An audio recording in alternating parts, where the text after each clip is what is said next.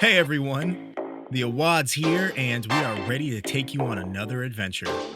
This time, we'll take you through the beauty and the charm we found in northern Michigan. Make sure you subscribe and turn on notifications so you don't miss any new adventures. We opted to use air miles and roll southwest, meaning we had to fly into Grand Rapids and drive a couple of hours up to Traverse City. Beautiful drive, all good with a few podcasts to listen to. We stayed at the Baywatch Resort. It has two sides, and we stayed on the newer side. It has all the basic amenities that you could want for a trip like this. The wine bottle was an add-on packages when I booked though, so don't show up to the room expecting one of those to just be chilling there.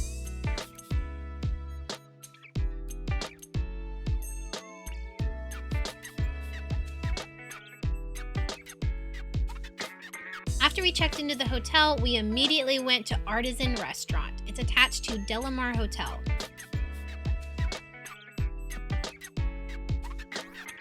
It had a really great ambiance and the food was delicious. The service was great and friendly. Manley had a lot of questions on what he can and can't eat due to his food allergies, and they were more than accommodating and helpful.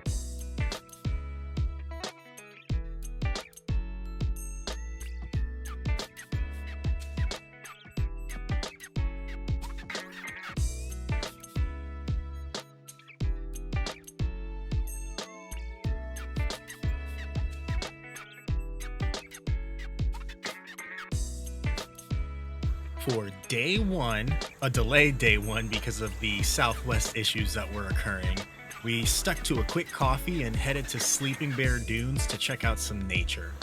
It was about a 25-minute drive from Traverse City. We stopped to get a day pass, and they gave you like a map with all of the activities that you're likely looking for if you're out of towners like us. We started with the scenic drive and hit every stop. Even though each stop isn't a requirement, we wanted to make sure we weren't missing anything.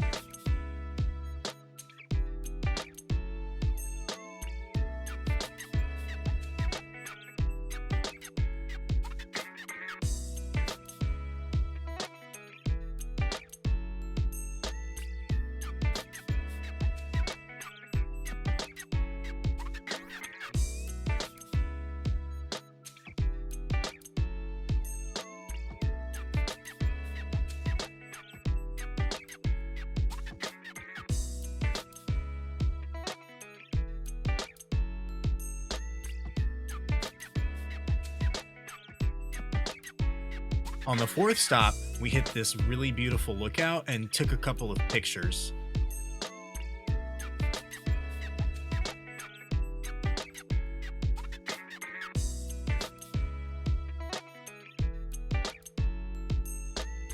And then we got to see what everyone else was looking for, the waterfront view, which was amazing and breathtaking.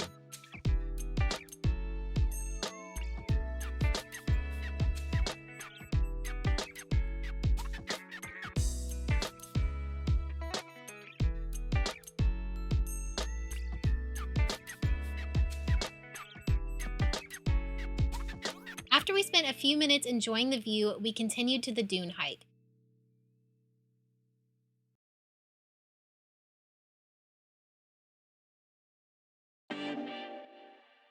We originally only planned to walk to the top of this hill, but every time we got to the top of another hill, Manley just wanted to go a little bit further.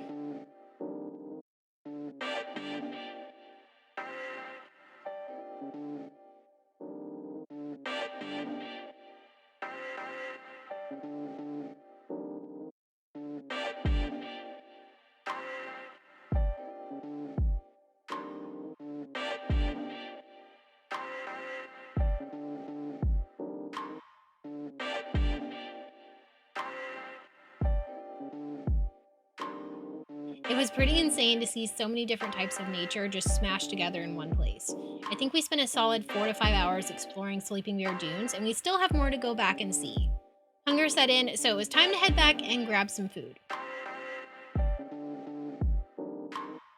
We kind of forgot to take too many shots of our food because we were enjoying our time at Rare Bird. There were lots of options, great food, and really great drinks. For day two, we planned a few more activities, and yes, eating is a planned activity for us. We started the day at a restaurant called Brasserie, Amie.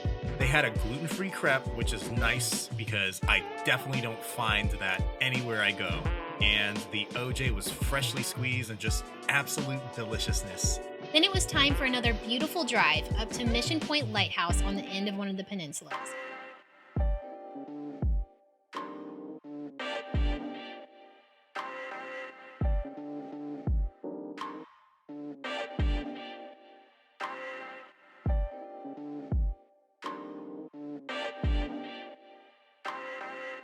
There is a tour that costs $5 a person where you can learn about the history of the lighthouse and climb up to the top. If it's your first time, it's definitely worth it for the cool view and photo opportunity. So this part is my blunder. I didn't think about how many people would be attempting wine tasting in the fall. So we ended up having to skip this part of the itinerary and we just went for lunch at Peninsula Grill. The food was really good, but I really would say try their cherry mule. It was so good. The other wineries were about a 2-hour wait, so what we ended up doing was just buying a bottle from one of them and heading back to change for our sailing with Two Brothers Sailing Adventures. Before heading out to the lake, we stopped at a Target to get some warmer hats and gloves, knowing the weather would be a little bit colder once we got on the water. The sunset sail was easily our favorite part of this trip.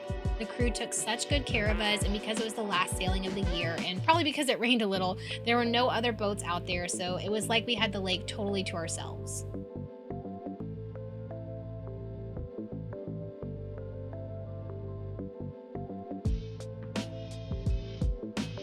They offered to let us have our space, but they were so fun and friendly, we actually ended up just wanting to talk to them for most of the ride.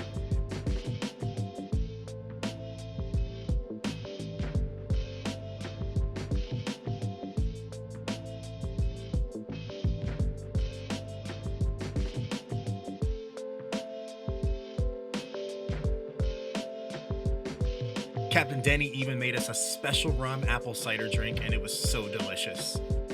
After a little drizzle, the sun came out just in time to set for us and give us some beautiful vibes and even a rainbow shot.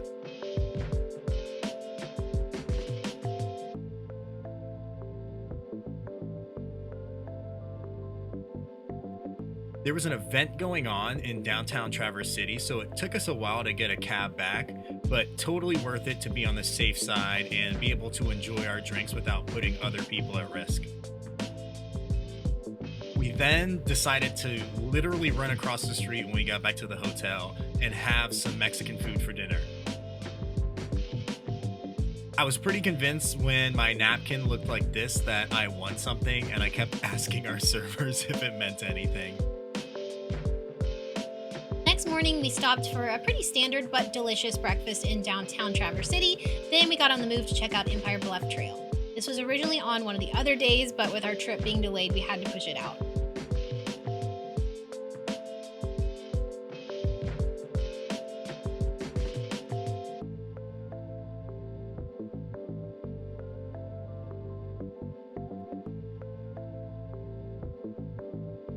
Thankfully, our flight back was later in the afternoon, so we could do this quick 45-minute walk as a detour on the way back to Grand Rapids.